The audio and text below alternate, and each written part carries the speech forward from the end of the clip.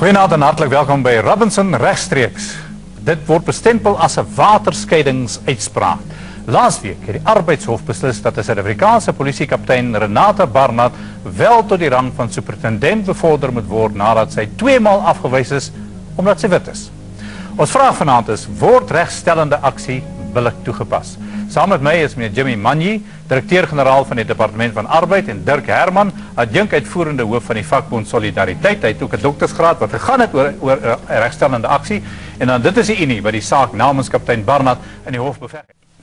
I want to start. Mr. Manyi, welcome to you. It's nice having you on the program. I've been struggling for many months actually to look you into the face. So it's nice doing so. You have a white shirt there, you know, that's unbecoming of you with great respect. You wear the white shirt.